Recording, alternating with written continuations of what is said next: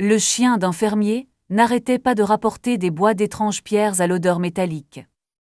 À la 12e fois où Max revint en portant l'une des pierres noires, Dal Henderson n'était plus amusé.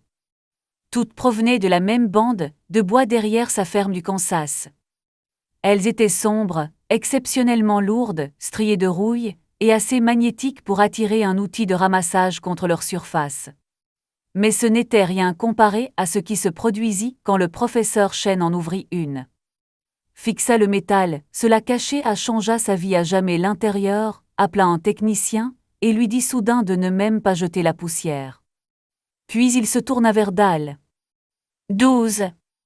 L'expression de Chen changea. En quelques jours, une équipe de géologues creusait sous les arbres de la propriété de Dal. Et quand leurs outils heurtèrent quelque chose d'enfoui sous les racines, l'objet était si lourd que 4 hommes ne purent le déplacer. Ce que Max avait trouvé était caché sous cette ferme depuis des générations, et personne ne l'avait remarqué jusqu'à ce que le chien le fasse. Quelques semaines plus tôt, rien de tout cela n'avait semblé important. Mais avant de commencer, appuyez sur le bouton j'aime, abonnez-vous si ce n'est pas déjà fait, et activez la cloche de notification pour ne manquer aucune nouvelle histoire. Dal avait exploité la même ferme de 80 hectares du Kansas pendant la majeure partie de sa vie. Des champs de blé couvraient une grande partie de la propriété, avec un pâturage d'un côté et une épaisse bande de forêt le long de la limite arrière. Dal entrait rarement dans ces bois. Max son berger allemand pratiquement. Le chien disparaissait entre les arbres presque chaque matin et revenait généralement avec un bâton, un morceau d'écorce ou les pattes couvertes de boue. Puis un après-midi, alors que Dal réparait un piquet de clôture, Max émergea en portant quelque chose de sombre dans la gueule. Dal pratiquement le déposa à côté de ses bottes et s'assit fièrement. C'était une pierre brun foncé presque noire, à peu près de la taille d'un poing. Dal la ramassa et remarqua aussitôt le poids. Elle semblait bien trop lourde pour sa taille. Certaines parties de la surface étaient lisses et sombres, tandis que d'autres zones présentaient des stries orange-rouille. Il la retourna une fois, haussa les épaules et la jeta à côté de la grange. Belle trouvaille, Max. Le lendemain, Max en rapporta une autre, puis encore une autre. À la fin de la 2e semaine, un petit tas s'était formé près du perron. C'est alors que Dal remarqua le schéma. Un soir, Dal rinça la terre de plusieurs morceaux et les posa sur son établi. De minuscules stries métalliques apparaissaient sous la surface sombre. Il supposait encore qu'il y avait une explication ordinaire. Peut-être qu'une vieille machinerie avait été enterrée dans les bois. Peut-être que quelqu'un y avait déversé des déchets de fonderie des décennies plus tôt. Puis un outil de ramassage magnétique roula de l'établi et tomba à côté de l'une des pierres. Depuis l'allément même, se colla à direction elle d'un coup sec. Dal s'arrêta.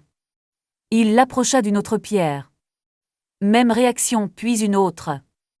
Chaque pierre que Max avait rapportée était fortement magnétique. Dal regarda vers la lisière des arbres.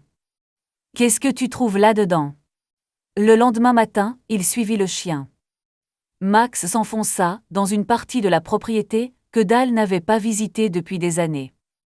Ils traversèrent un lit de ruisseau à sec et longèrent une vieille clôture presque engloutie par les lianes.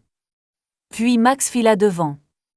Quand Dal le rattrapa, le chien creusait sous les racines exposées d'un arbre tombé. Quelque chose de sombre apparut dans la terre. Une autre pierre. Sauf que celle-ci était bien plus grande. Dal la dégagea à 2 mains. Elle faisait presque la taille d'un petit melon et était étonnamment lourde. Puis il regarda autour de lui. Une autre forme, sombre, dépassait du sol à 3 mètres de là. Une plus petite gisait près d'une dépression peu profonde. Une fois que Dal sut quoi chercher, il se mit à en voir partout, mais seulement dans cette section des bois. À une 30aine de mètres, il n'y en avait aucune. Plus étrange encore, certains morceaux étaient prisonniers sous des racines qui avaient poussé par-dessus. D'autres étaient enfouis dans une terre compactée. Quelles que soient ces pierres, elles étaient là depuis longtemps. Cet après-midi-là, Dal les montra à son voisin. L'homme en ramassa une et haussa les épaules. Du laitier. De vieux déchets de fonderie sans doute. L'explication tenait la route, jusqu'à ce que le voisin fronce soudain les sourcils. « Attends ici. » Il rentra chez lui et revint avec une pierre poussiéreuse de son cabanon. « J'ai sorti ça de mon champ nord il y a des années. Ça m'a tordu une dent de cultivateur. » Il la posa à côté de la collection de Max. Dal la fixa. Le champ du voisin se trouvait de l'autre côté des bois. Si le matériau avait simplement été déversé en un seul endroit, pourquoi la même chaux était-elle enfouie de part et d'autre de la limite de propriété? 2 jours plus tard, 12 pierres se trouvaient à l'arrière du camion de Dal, tandis qu'il roulait vers le département de géologie d'une université. Il s'attendait à ce qu'on lui dise que c'étaient des roches riches, en fer ou des débris industriels. Au lieu de cela, un technicien appela le professeur Daniel Chen. Chen pesa les échantillons, testa leur réponse magnétique et étudia les surfaces sombres au microscope. Puis il en sélectionna un pour le découper. La scie traversa la croûte extérieure, exposant un intérieur métallique frais. Chen cessa de parler. Il se pencha davantage, rappela le technicien et déplaça l'échantillon vers un autre instrument. Enfin il revint. Qui a trouvé la première? Mon chien. Chen regarda par la fenêtre en direction de Max, assis dans le camion de Dal. Votre chien. Il n'arrêtait pas de les rapporter. Combien? 12. Chen baissa les yeux vers le spécimen. N'en jetez aucune. Les analyses se poursuivirent. Les échantillons étaient exceptionnellement denses et contenaient une quantité importante de fer et de nickel. Leur surface extérieure sombre montrait des signes de chauffage intense, et leur structure interne ne ressemblait en rien à une pierre ordinaire du Kansas. Quand Chen s'assit enfin avec Dal, il posa l'échantillon découpé entre eux. Ceci ne s'est pas formé au Kansas. Dal attendit. Chen tourna le spécimen pour que l'intérieur métallique accroche la lumière. Ceci ne s'est pas formé sur Terre. Les pierres que Max rapportait à la maison étaient des météorites. Dal rit d'abord. Absurde. Son chien avait traîné des morceaux d'espace sur le perron comme des jouets. Mais Chen ne riait pas. Une météorite aurait été intéressante. 12 fragments, similaires provenant d'une zone concentrée, suggéraient quelque chose de bien plus vaste. Si ces morceaux sont liés, expliqua Chen, votre chien a peut-être trouvé une partie d'un ancien champ de météorites. Grand comment? Il n'y a qu'un seul moyen de le savoir. 3 jours plus tard, des véhicules commencèrent à arriver à la ferme de Dal. Max courait devant, comme s'il savait déjà pourquoi il était là. Les premières trouvailles furent petites. À quelques centimètres sous le sol, les détecteurs localisèrent des fragments pas plus gros que des noix. Plus loin, ils mirent au jour des morceaux plus lourds. Quand les coordonnées furent reportées sur une carte, le schéma s'étendait au-delà de l'endroit que Max avait d'abord visité. Formant un corridor lâche, à travers la forêt en direction du champ voisin. Puis un détecteur produisit un signal différent des autres. L'opérateur repassa la bobine au-dessus de l'endroit. Même réponse forte. Ils se mirent à creuser. À 30 centimètres, rien. Puis une pelle heurta quelque chose de solide. L'équipe élargit le trou, découpant autour des racines qui avaient poussé sur une surface sombre et courbe. Un homme essaya de le déplacer. Il ne bougea pas. Un second le rejoignit. Toujours rien. Le temps qu'assez de terre soit retiré pour révéler sa taille, 4 hommes tentaient de le déplacer sans succès. Ils apportèrent du matériel de levage. Dal se tenait à côté de Max, tandis que des sangles étaient placées autour de la masse enfouie. Le professeur Chen examina la surface. La question n'était plus de savoir s'il y en avait d'autres, mais combien. Le relevé se poursuivit à travers la ferme. Les chercheurs photographièrent et cataloguèrent les trouvailles, tandis que d'autres échantillons étaient envoyés pour analyse. Puis la nouvelle commença à se répandre. Des musées demandèrent des renseignements sur les spécimens. Chercheurs même.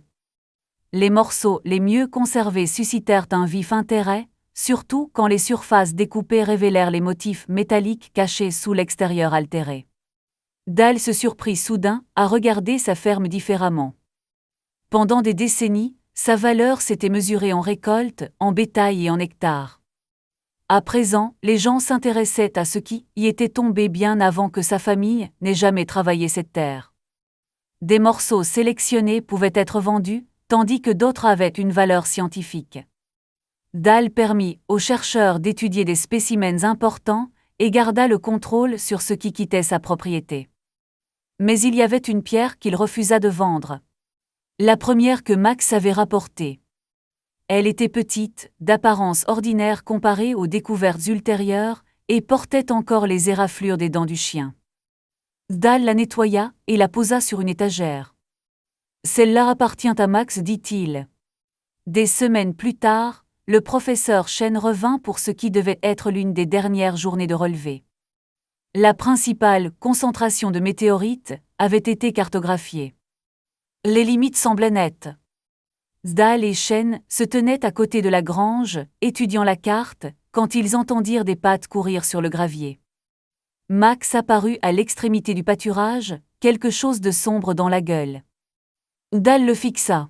« Pas possible !» Le chien déposa une autre pierre noire à ses pieds. Chen la ramassa. À présent, il n'avait presque plus besoin d'un laboratoire pour reconnaître ce poids et cette surface familier. Une autre météorite. Dal sourit, puis regarda vers le pâturage. Il y a un problème. Lequel? Il ne vient pas des bois. Dal pointa du doigt à travers la ferme. Je l'ai vu partir. Il est allé par là. Chen suivit son doigt. Max était revenu de bien au-delà de la zone qu'ils avaient cartographiée. Le professeur déplia de nouveau la carte du relevé. Pendant plusieurs secondes, les deux hommes fixèrent le champ. Puis Max fit demi-tour et repartit dans la même direction. Dal regarda Chen. Chen replia la carte. Le relevé n'était pas terminé. Quelque part sous le sol du Kansas, d'autres morceaux attendaient encore d'être trouvés. La seule question était de savoir qui les trouverait en premier, les scientifiques ou Max.